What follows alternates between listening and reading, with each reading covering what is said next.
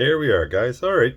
I got something here that I'm going to introduce to you. I got two submissions back. I got a BGS submission and a small PSA submission back. But I got something new I'm going to do. I grade quite a few cards, a lot of lower end stuff, and I usually sell enough off to try to support my own little PC and all that. But every once in a while, we make a little mistake. So I'm going to make myself a brand new Boo Boo Hall of Fame, and the card is this. So send in this Reichel. Yeah, I thought, oh well, he might be on the line with Bedard. He's catching a little fire now, so maybe I'll get this in. So I looked at the card. I was like, wow, this card is beautiful. The whole works, and I sent it in, and it came back a 5. So I was like, what the hell is going on here? This card looks perfect. I mean, if I get a 9, even an 8, I sort of understand, but a 5. And then I flip it over and I realize, look at this.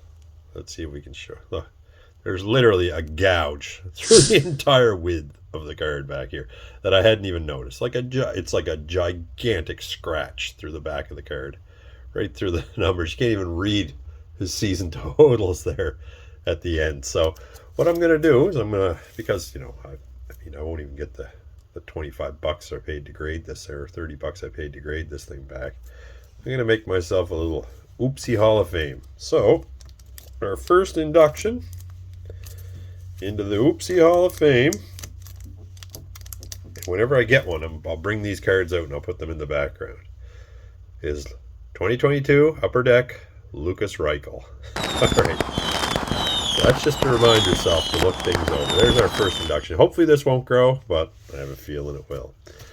So I'll show you the rest of my PSA sub. It's not very big, and it actually came back in 2 parts. So that was the first one. The second one I got was a Kent Johnson Program of Excellence 10. I'll probably resell this. You guys probably know I do collect them, the Programs of Excellence, but I'm only doing the black canvas for that year. So I'll probably sell this, or maybe I'll throw it in the box. Who knows?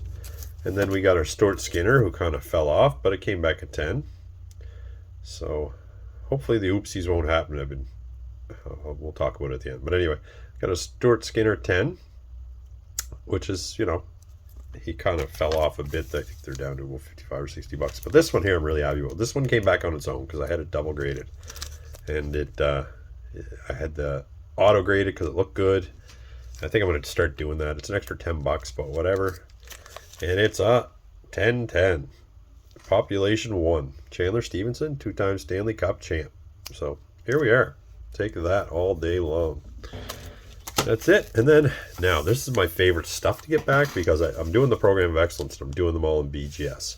I usually just throw a couple cards in with it to sort of, when I get it back, I'll have something to sell, maybe recoup a little bit of the money. So the first card it's not quite an oopsie because these are, it's close. I think anything lower than an 8 will be an oopsie, and anything lower than an 8 for either one will be an oopsie. I think make the Hall of Fame. So this isn't bad. The surface, it's like there's these print lines in these, and I don't really know how they're judging them. So what I've been doing is sending them off to a pre-grader who screens them, cleans them, the whole works, for $2 a card, and I think it's worth every cent. And the guy's really, really good, so we'll take that. Anyway, I got Beniers. I'll probably hang on to it actually, because you know what? I really like the look of the card. Like I don't know. I like the colors, the color match with the series, the whole works. It's just a good looking card. All right, now next up we have a Marco Rossi. I don't know why it's Lucas Rossi. Marco Rossi 9.5.